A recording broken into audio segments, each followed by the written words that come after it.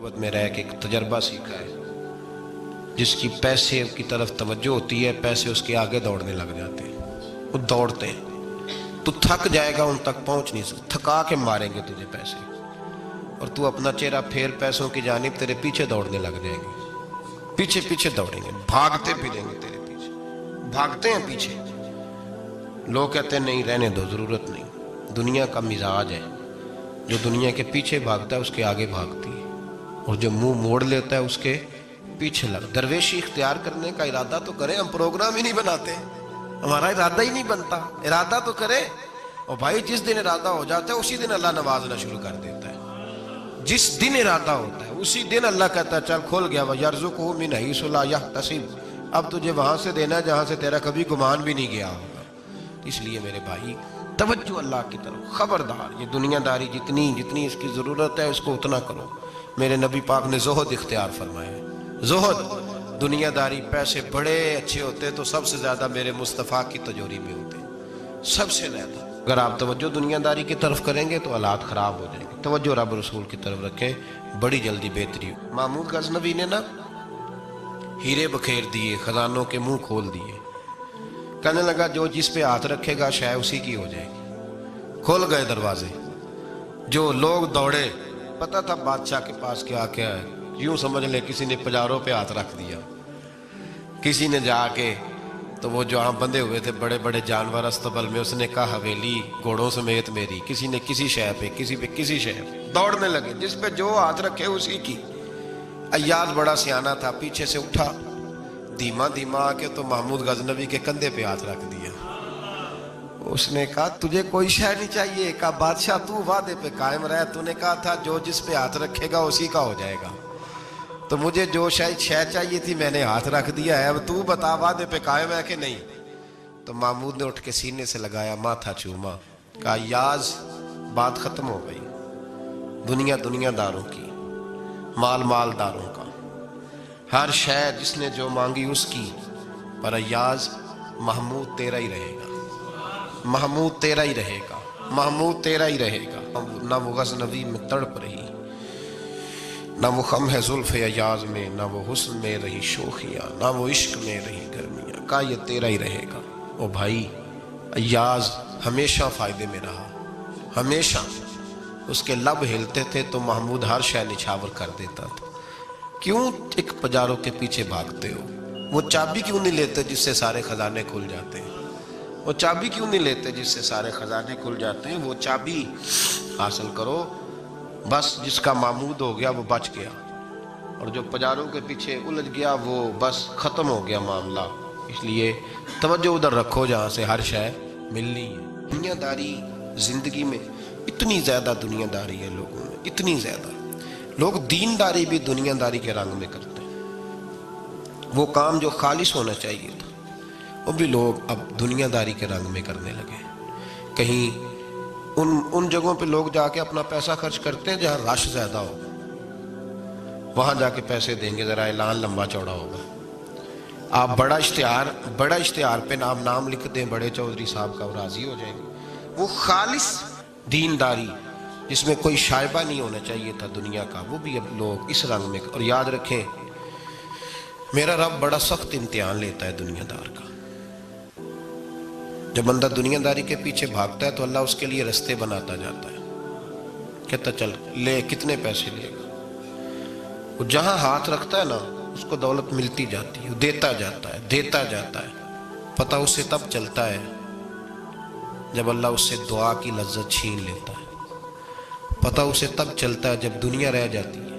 دنیا ظلم کی حد نہیں، زیادتی کی حد نہیں، کہ تو رب کریم کا قرآن پڑھ رہا تھا اتنی دیر تو نے پڑھا جتنی دیر ویلوں کی بارش ہوتی رہی، یہ تو سمجھا ہی نہیں تجھے کتنی بڑی سزا ملی ہے، تو نے سوچا ہی نہیں ہے کہ تو نعت پڑھ رہا تھا اور اتنی دیر تیری زبان پہ رہی جب تک پیسوں کی بارش ہوتی رہی، تو سمجھا ہی نہیں کہ تو صرف اس مرید سے راضی ہے جو نوٹ لے کے آتا ہے، نیک ہے یا نہیں ہے، یہ تیرے لیے سزا نہیں کہ جس دن گاہک زیادہ آئے تو نے نماز ہی چھوڑ دی، یہ سزا نہیں تیرے لیے؟ تو سمجھا ہی نہیں اس بات کو، اللہ سزا دیتا ہے، تو نے اولاد مانگی رب کریم نے دے دی، اگر تو پلٹ کے نہیں آیا تو پھر وہ اولاد تیرے لیے آزمائش ہے. تو سمجھا ہی نہیں کہ تجھے اللہ پاک نے کس قدر آزما. اور دنیا دار دین کے معاملے میں بھی، عبادت کے معاملے میں بھی، ریاضت کے معاملے بھی، انفاق فی سبیل اللہ، ہر معاملے میں دنیا داری، ہر معاملے میں دنیا داری. چھوڑ دیں اس کو، کچھ دیر کے لیے نکلا کریں، کچھ دعائیں خالص مانگیں جن میں خدا مانگے، اللہ مانگے، اللہ کا رسول مانگے. دنیا داری چھوڑ دیں کچھ دیر کے لیے. ایک صحابی ہیں، بخاری شریف صحیح سند کی حدیث ہے، کلمہ پڑھا، کچھ دنوں کے بعد مال غنیمت آیا. نبی پاک صلی اللہ علیہ وسلم مال تقسیم کر رہے تھے تو میرے حبیب نے اس صحابی کو بھی دیا، فرمایا یہ رکھ لے. اس کو پیسے دیے حضور نے. اس نے پیسے ہاتھ میں پکڑے اور محبوب پاک صلی اللہ علیہ وسلم کا چہرہ دیکھ رہا ہے. پتہ کیا لفظ اس کی زبان پہ آئے؟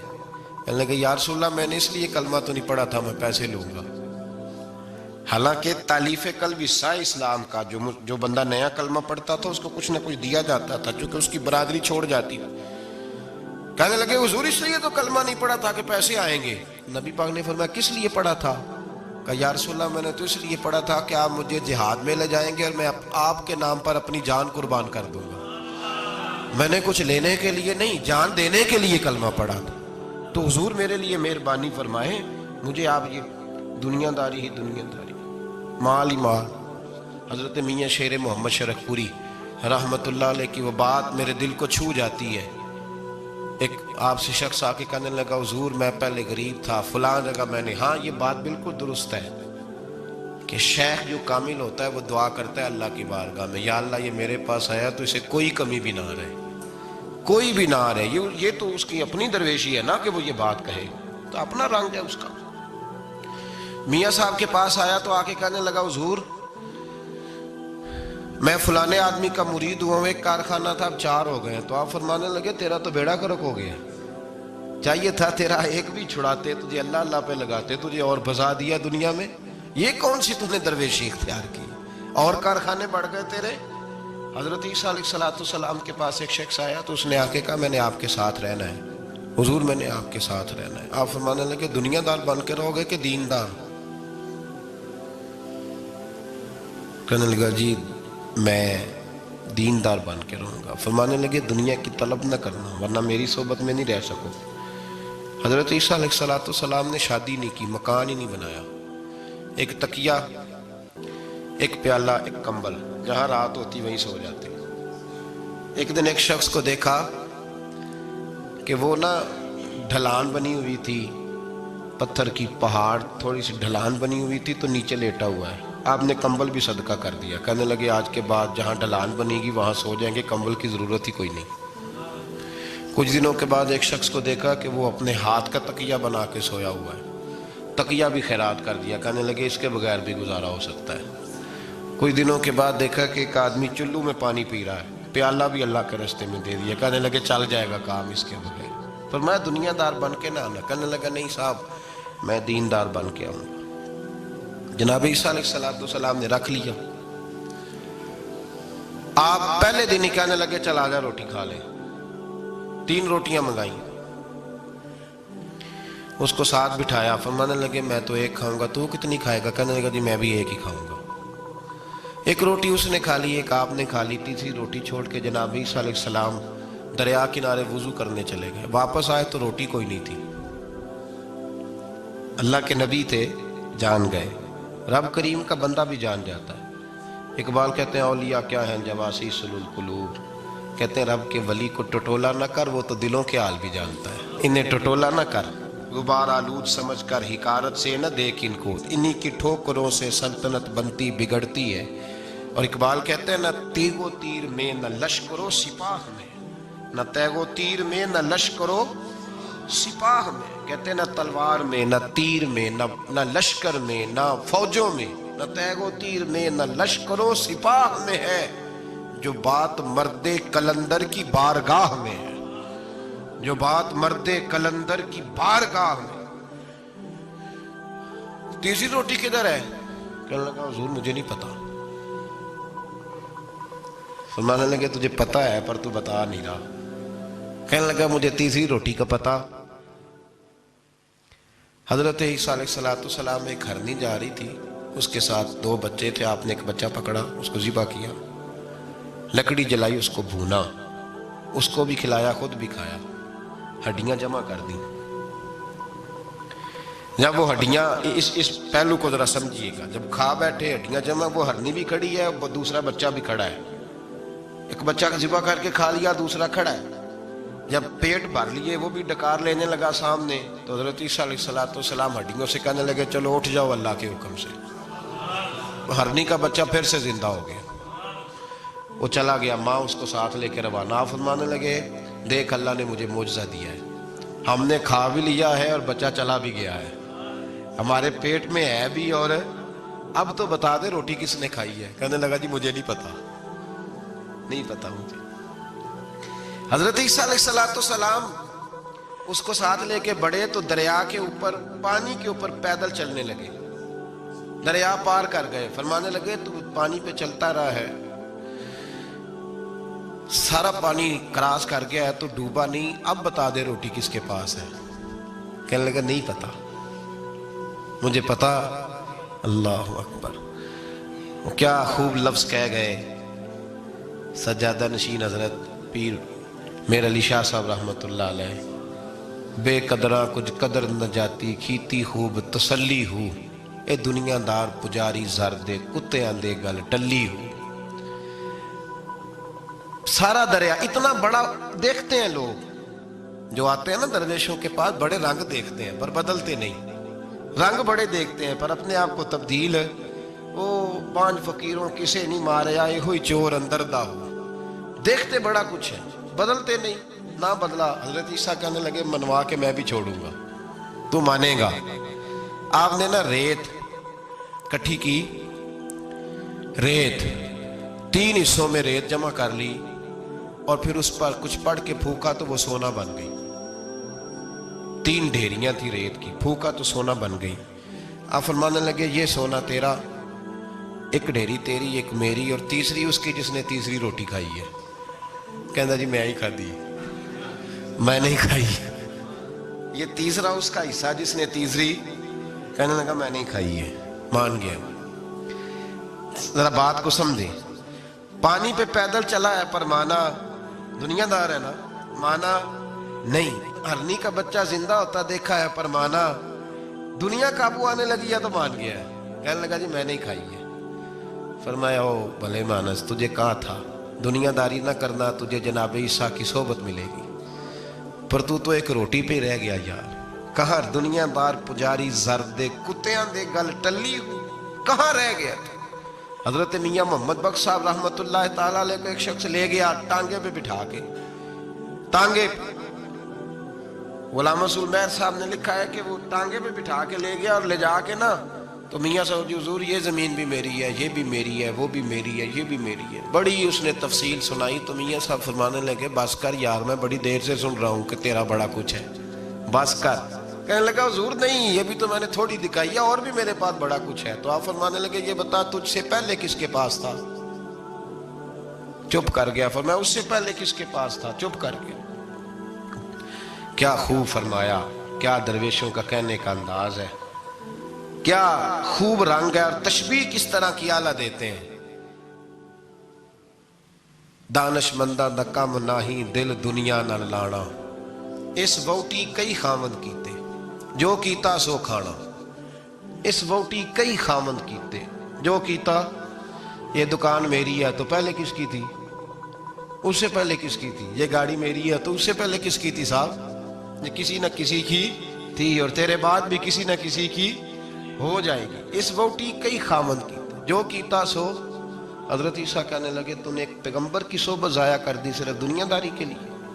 فرمانے لگے میں نے کیا کرنا ہے سونا، تو تینوں کے تینوں ڈیریاں تو ہی رکھ لے، تیری ہیں، پر تو نے زیادتی کی، تو نے قیمت نہیں ڈالی ہماری صحبت کی۔ آپ اٹھ کے چلے گئے۔ صحرا کا علاقہ تھا، وہ شخص وہیں بیٹھا تھا، ابھی سمیٹ ہی رہا تھا کہ 2 ڈاکو آ گئے، تلواریں پکڑی ہوئی ہیں۔ کہنے لگے چل دوڑ جا، سونا مارا ہے، تم کدھر سے آ گیا؟ منت کی، کہنے لگا چلو مہربانی کرو، 3 حصوں میں ہے، 2 لے لو، ایک تو مجھے دے دو، ایک تو دے دو۔ منت کرنے لگا، وہ مان گئے، کہنے لگے چلو ٹھیک ہے۔ दोस्ती कर ली, नाम पता पूछ लिया, गुफ्तगू होने लगी। थोड़ी देर बैठे तो एक दूसरे से फ्रैंक हो गए, बेतकल्लफी शुरू हुई। तो कहने लगे भूख बड़ी लगी है, रोटी तो लाओ। एक को भेजा, डाकुओं में से एक को भेजा खाना लेने, वो खाना लेने चला गया। अब ये दोनों पीछे रह गए, एक वो रोटी खाने वाला और एक डाकू। तो आपस में कहने लगे यार ये तेरा पूछता है वो रोटी खाने वाला, तेरे इसके साथ क्या ताल्लुक है? कुछ भी नहीं, डाकू डाकू सज्जन है। कहने लगे ऐसे इतना सोना इसे दे रहे हो, आता है तो दोनों पकड़ के मार देते हैं इसको, और सोना दोनों आधा आधा बांटते हैं। बिल्कुल ठीक है, मेरा कौन सा चचा का बेटा है, छोड़ो। वैसे इस दौर में चचा के बेटे भी पकड़ ही लेते हैं अगर कभी मसला बन जाए तो। चलो जी, फैसला हो गया। अब वो जो गया वो भी तो दुनियादार था ना, उसने खाना खरीदा तो उसने कहा मेरा कौन सा इनसे ये रहना है। उसने रोटी में जहर डाल दिया। उसने कहा मैं इनको मारूंगा और सारे सोने पे कब्जा करूंगा। हुब्बुद दुनिया रासतुम मिन कुल्लि खतीया, हर बुराई की जड़ है। वो खाना लेके आया, अभी उसने रखा ही था, दोनों ने हमला कर दिया, पकड़ा और मार डाला। वो मर गया। अब ये मजे से बैठ के रोटी खाने लगे, सैर हो के पेट भर के रोटी खाई। चंद लम्हे गुजरे तो धड़ाम से रूह परवाज कर गई। हजरत ईसा 1 घंटे के बाद गुजरे, 3 लाशें पड़ी और सोना वैसे का वैसा पड़ा। ऐस वोटी कई खामन कीते, जो कीता सो खाना, सोना वैसे का वैसे पड़ा है। जनाब ईसा अलैहिस्सलाम खड़े होके अपने हवारियों से कहने लगे इसको कहा था तू सोबत हासिल कर, दुनियादारी से बच। लेकिन इसने दुनियादारी को फौकियत दी, एक पैगंबर की सोहबत को फौकियत। आज नुकसान ये हुआ है कि खुद मरा है और 2 लाशें और भी इसने साथ इकट्ठी कर ली। दुनियादारी से बच जाए, इससे बचें, ज़रूरत की हासिल करें, ज़रूरत से ज़्यादा नहीं।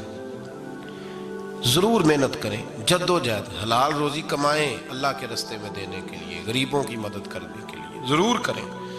लेकिन इसको मिशन ना बनाएं, ये मिशन नहीं। अगर आपने सुबह से लेकर शाम तक 3 घंटे वक्त गुजारा है तो फिर आपका 2 घंटे अगर दुनिया में गुजरे तो 1 घंटा दीन में गुजरना चाहिए ना, वरना आपका दिन ज़ाया हो गया है। कम से कम तीसरा हिस्सा तो दीन को दो। हमारे बुजुर्गों ने ज़िमनन दुनियादारी रखी, ज़िमनन कहते थे हम तो इतनी रोज़ी कमाते हैं कि कमर सीधी हो सके। एक तो मेरे अजीज़ ये याद रखें कि अपने हमा वक्त ज़िंदगी को, दुनिया को टाइम ना दें, दुनिया को उतना टाइम दें जितनी कि उसके लिए। हज़रत अलीउल मुर्तज़ा रज़ी अल्लाह तआला अन्हु का एक फरमान याद रखें। आप फरमाया करते थे मैं दुनिया के लिए उतनी मेहनत करता हूँ जितना मैंने दुनिया में रहना है, और आखिरत के लिए उतनी मेहनत करता हूँ जितना मैंने आखिरत में। जो आदमी 500 साल पहले फौत हो गया था वो कहाँ है? अभी कब्र में। ज़िंदगी कितनी गुजार के गया? 60 साल 70 साल। तो जितना दुनिया में रहना है उतनी इसके लिए जद्दोजहद करें, जितना जाना है उतना जाने के लिए मेहनत करें, अपने आप को ज़ाया न करें। और ये जो अल्लाह अल्लाह सीख रहे हैं लोग दरवेशी के रास्ते पे, इनके लिए तो मौत है, याद रखें। जितना ज़्यादा दुनिया की तरफ जाएंगे उतना, देखें ना, अल्लाह ताला शराकत को तो पसंद फरमाता ही नहीं। अगर आपने, और फिर मैंने कहा कि जिस बंदे ने, उसने नमाज पढ़ते भी यही सोचा है कि मैंने निकल के पैसे लेने हैं, क्या उसने हासिल किया? अपने आप को खुददार रखें, कभी किसी मौके पर किसी भी लिहाज से अपने आप को दुनियादारी के मामले से कमज़ोर ज़ाहिर न करें। और दुनिया का प्यार जहाँ आ गया वह ख़त्म, तरीक़त ख़त्म। अगर आपकी जद्दोजहद, और याद रख लें आप रूहानी तौर पे मरेंगे जिस दिन तवज्जो दुनिया की तरफ कर लेंगे, अल्लाह अल्लाह की लज्जत ज़ाया हो जाएगी। और फिर एक और बात लिख लें, तजर्बे की रोशनी में अर्ज़ कर रहा हूँ, लिख लें इसको किसी जगह, किसी ऐसी जगह नक्श कर लें जहाँ से कभी मिटे ना। अगर आप चाहते हैं ना ज़िंदगी में सुकून हो तो हकीकतों का सामना करना सीखें। आप जो हैं वो रहना सीखें, जो आप नहीं हैं वो बनने की कोशिश न करें। हकीकत का सामना करोगे तो ज़िंदगी इत्मीनान में आ जाएगी। हमने ना बहाने बना लिए हैं, हीले बना लिए, झूठ के सहारे अपने आप को ऊंचा कर लिया। एक आदमी से कहा जाता है तो रिश्वत ना ले, तो कहता है मैं गरीबों से नहीं लेता। तो मेरा सवाल ये है कि अमीरों का हिसाब लेने की अल्लाह ने तेरी ड्यूटी लगाई है, तेरे जिम्मे लगाया है कि तू अमीरों का हिसाब कर। तुम्हें क्या जरूरत पड़ी है? हम ना बहाना करते हैं, रिश्वत लेने वाले का अलग बहाना है और सिफारिश वाले का अलग बहाना है। हकीकत का सामना करें, हकीकत का। जो मेरे जिम्मेदारियां हैं वो मैंने पूरी करनी, जो आपकी जिम्मेदारियां हैं वो आप जान ना छुड़ाएं, हकीकत पसंद बने। मेरे रसूल करीम, फिर पढ़िए दुरूद शरीफ सल्लल्लाहु ताला अलैहि वसल्लम। हुजूर सल्लल्लाहु अलैहि वसल्लम ने फरमाया कि मेरी बेटी सैयदा फातिमा ज़हरा रज़ी अल्लाह ताला अन्हा सिर्फ जन्नती नहीं, जन्नती औरतों की सरदार है। लेकिन हुजूर ने यह भी फरमाया कि फातिमा ये ख्याल रखना, अगर अल्लाह ने हिसाब पूछा तो हिसाब तुमने खुद देना है। नहीं, हकीकत की तरफ तवज्जो कराई हुजूर ने। वो सिर्फ जन्नती नहीं, जन्नती औरतों की सरदार हैं, पर हकीकत की जानिब तवज्जो। मैं हकीकत यह है कि अगर मालिक ने हिसाब पूछा तो उसकी तैयारी भी करनी है। देखे ना, हमें कुछ यकीन नहीं, अल्लाह माफ करे कि हमारा हिसाब कैसा होगा, लेकिन कितने आजाद हैं। यानी बड़ी दलेरी से बंदे कहते हैं फजर नहीं पढ़ता जी, 3 पढ़ता हूँ जी, शाह रह जाती है जी, कपड़े साफ, बड़ी दलेरी से। और सैयदा फातिमा ज़हरा ने सारी रात मुसल्ला बांध रखा है, हालांकि उन्हें यकीन था कि रब मुझे बगैर हिसाब किताब जन्नत देगा। हकीकत का सामना करें, जो हुकूक आपके हैं वो आपने अदा करने हैं, जो जिम्मेदारियां हैं वो जिम्मेदारियां हैं। देखें ना, हज़रत मूसा कलीमुल्लाह अलैहिस्सलाम के पास इज़राइल रूह निकालने आए तो हज़रत मूसा ने थप्पड़ मारा, आँख निकाल दी, वापस गए। अल्लाह उन्होंने तो जलाल फरमाया, कहा मूसा अलैहिस्सलाम से कहिए बैल की पुश्त पर हाथ रखें, जितने बाल उनके दस्ते मुबारक के नीचे आएंगे उतने 1000 साल उनकी उम्र बढ़ा दी जाएगी। यानी मेरे कान में कोई बता दे कि जनाब 60 साल बढ़ गई, क्या आपके कान में कोई कह दे तो खुशी होती है कि नहीं? लेकिन ये हकीकत पसंदी नहीं, इसलिए कि 60 भी गुजर जाएंगे, 70 भी, ये हकीकत नहीं। हजरत मूसा कलीम, चले मैं मिसाल देता हूँ, समझ ले 10 बाल, हालांकि बहुत ज़्यादा आते होंगे, 10 बाल अगर हजरत मूसा के हाथ के नीचे आए तो 10,000 साल तो उम्र बढ़ गई ना। 10 यानी 10 साल नहीं, 10 नहीं, 10 बहुत ज़्यादा थी ना। तो हजरत मूसा कलीमुल्लाह अलैहिस्सलाम से आके अर्ज़ किया गया, हुजूर बैल की पुश्त पर हाथ रखें, जितने आपके हाथ के नीचे बाल आएंगे उतने 1000 साल उम्र बढ़ जाएगी। तो हजरत मूसा ने हकीकत पसंदी वाली बात की, फरमाया फिर क्या होगा? 10,000 साल के बाद फिर क्या होगा? कहा हुजूर जाना तो फिर भी है, फरमाया फिर अभी चलते हैं। अगर जाना है ना, जाना है तो फिर, अगर जाना है तो फिर अभी। और सज्जनों, अगर नमाज पढ़नी है तो अभी क्यों नहीं? अगर दाढ़ी रखनी है तो फिर रमजान का इंतजार क्यों करें, अभी क्यों नहीं? अगर सच बोलना है तो फिर, अगर रिज्क हलाल खाना है तो फिर इंतजार काहेगा?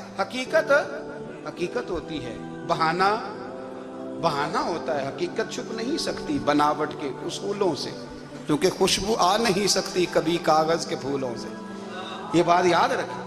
अगर जाना है तो हजरत कलीम फरमाने लगे फिर 10,000 साल के बाद भी जाना है तो आज भी। हमें बेकरारी जिंदगी में इसलिए कि हम हकीकत पसंद नहीं, हम बहानों में, हम हवाओं में जीते हैं, हवाओं में, ख्यालात में जिंदगी गुजारते हैं। बड़ा टाइम पड़ा है, मसलन कितना मेरे रसूल करीम सल्लल्लाहु ताला अलैहि वसल्लम ने एक दिन सहाबा से फरमाया, तुम्हें हया नहीं आती? हुजूर क्या हुआ? फरमाया वो वाले मकान बनाते हो जिनमें तुम रह नहीं सकते, वो वाला माल जमा करते हो जो खा नहीं सकते, हया नहीं आती? और उसकी हुजूर हुक्म करें तो महबूब फरमाने लगे, जूते का एक तस्मा बंद करता हूं तो सोचता हूं दूसरा बंद करने से पहले मौत आ जाएगी। एक सांस अंदर जाती है तो दूसरा आने से पहले मैं याद करता हूं कि मुझे दुनिया से जाना है। तुम्हें हया नहीं आती? वो मकान बनाते हो जिनमें रह ही नहीं सकते, वो माल जमा करते हो जो खा। हकीकत पसंद नहीं भाई। हम बहुत सारे लोग हैं बड़ी बातें सुनाते हैं, बड़ी, मैं कहता हूं असल में ना ज्यादा बातें सुना के ना बेचारा अपने आप को मुतमईन करना चाहता। असल बात यह है कि अंदर से ना हिला हुआ है, कुछ भी नहीं, बड़ा ज्यादा हंसता है और मुझे लगता है कि कोई गहरा जख्म छुपा रहा है। इसलिए मुलम्मा साजी, हकीकत पसंद बनो, हकीकत पसंद। याद रखना من ترک صلاۃ متعمدا فقد کفر. میرے رسول نے حقیقت بیان کی، فرمایا جس نے ایک نماز بھی جان بوجھ کے چھوڑی اس نے رب کے رب ہونے کا انکار کیا، اس نے کفران نعمت کیا. یہ حقیقت ہے، کوئی کلیریفیکیشن نہیں، کوئی وضاحت نہیں. جو نماز نہیں پڑھتا جھوٹ بولتا ہے، غلط بیانی کرتا ہے. جو شخص رزق حرام کما کے کہتا ہے کہ اس کے بغیر گزارا نہیں چلتا، وہ جھوٹ بولتا ہے. اس لیے کہ رب فرماتا ہے جب تجھے پیدا کیا ہے تو تیرا رزق میرے ذمہ ہے. اللہ فرماتا ہے کہ لا یکلف اللہ نفسا الا وسعہا، میں کسی پر وہ بوجھ نہیں ڈالتا جو اٹھا نہ سکے. نماز فرض کیا اس کا مطلب ہے ہم پڑھنے کے قابل ہیں.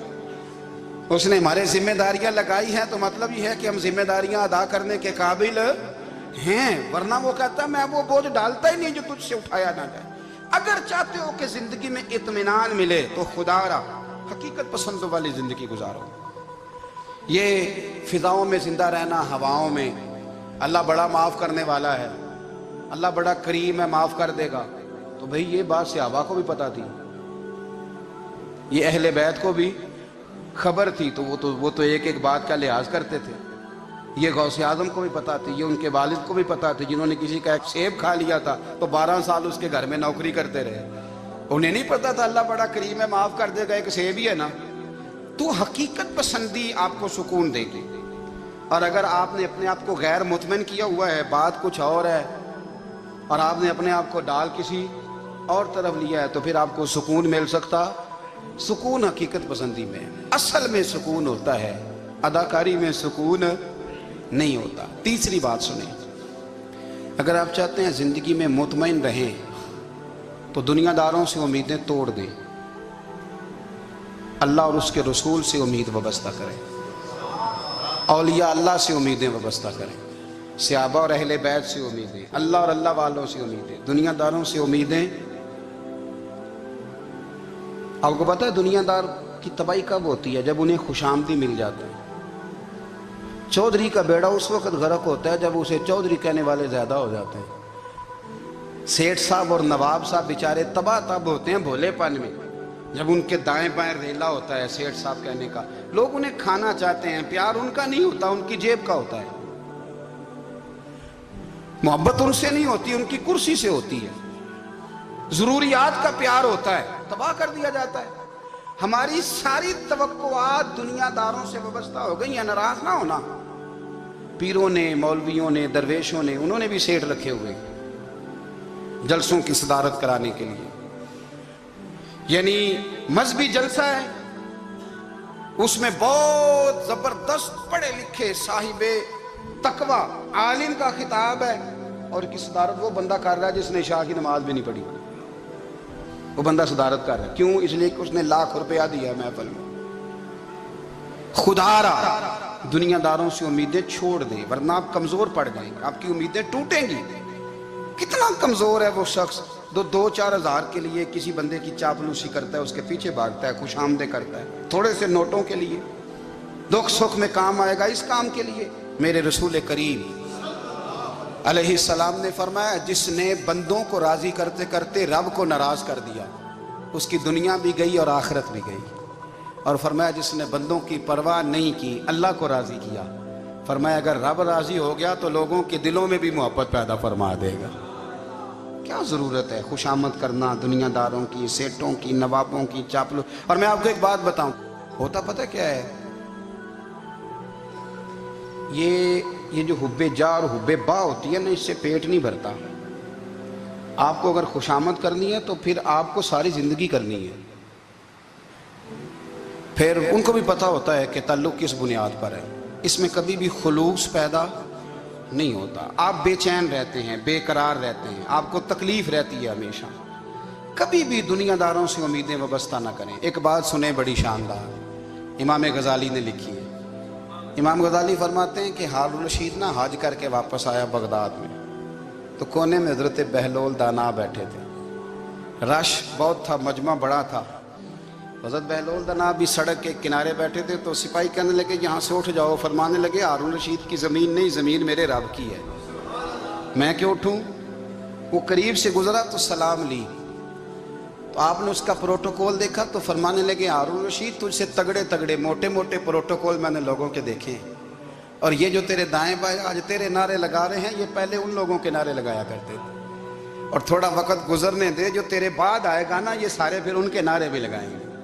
تو جھوٹ کی دنیا میں زندہ ہے، ان سے تو نے امیدیں وابستہ کی ہیں، یہ کل اس کے نعرے لگائیں گے۔ اس کے دل پہ بڑا اثر ہوا، گھوڑے سے اتر آیا، آگے کہنے لگا حضور آپ نے مجھے بڑی اچھی نصیحت کی ہے، میرا دل بڑا ٹھنڈا ہوا ہے۔ میں نے سنا ہے آپ مقروض ہیں، کچھ لوگوں کا قرض، تو مجھے کوئی حکم ہی کر دیں۔ آپ ہنسنے لگے، فرمانے لگے یار تو بڑا ہی بیوقوف ہے، بڑا ہی بیوقوف ہے تو، میں تجھے نصیحت کر رہا ہوں تو مجھے الجھا رہا ہے۔ حضور کوئی حکم کر دیں۔ کیا خوبصورت انداز ہے رب کریم کے بندوں کا۔ حضرت بہلول دانا فرمانے لگے تیرا رب کون ہے؟ کہا اللہ۔ تو فرمایا میرا کون ہے؟ کہا اللہ۔ فرمانے لگے یہ تو نہیں نہ ہو سکتا کہ اللہ ہارون رشید کو دیتا رہے اور بہلول دانا کو بھول ہی جائے۔ یہ تو نہیں نہ ہو سکتا کہ ہارون رشید کو دیتا رہے اور بہلول دانا کو بھول جائے۔ فرمایا اس کا دل، اس کا ارادہ ہوا، ارادہ قدرت ہوا کہ بہلول مقروض رہنا چاہیے، تو اگر رب مجھے رکھنا چاہتا ہے، دکھ قبول محمد بخشا راضی رہن پیارے، اگر وہ چاہتا ہے میں مقروض رہوں تو میں بھی چاہتا ہوں کہ میں مقروض ہی رہوں۔ یہ تو نہیں نہ ہو سکتا کہ تجھے دے اور مجھے نہ دے۔ فرمایا میری تجھ سے کوئی امید نہیں، مجھے جب بھی دے گا میرا رب بھی دے گا، اور وہ دے گا تو پھر انشاءاللہ خزانے کھول کے دے گا۔ دنیا داروں سے امیدیں وابستہ کرنا، لوگوں کے پیچھے، یہ چھوڑ دیں، آپ بے چین رہیں گے، بے قرار رہیں گے۔ اللہ والوں سے ضرور امیدیں وابستہ کریں، اس لیے کہ ان کے پاس جو کچھ ہوتا ہے وہ دراصل رب کا ہی ہوتا ہے۔ لیکن سیٹھوں سے، نوابوں سے، سیاستدانوں سے باز آ جائیں، ہماری بڑی امیدیں وابستہ ہیں۔ میں اکثر کہتا ہوں جتنے پھیرے نوکری کے لیے دنیا دار کے دروازے پہ لگائے ہیں نا، اس سے کم دفعہ مسجد میں نفل پڑھ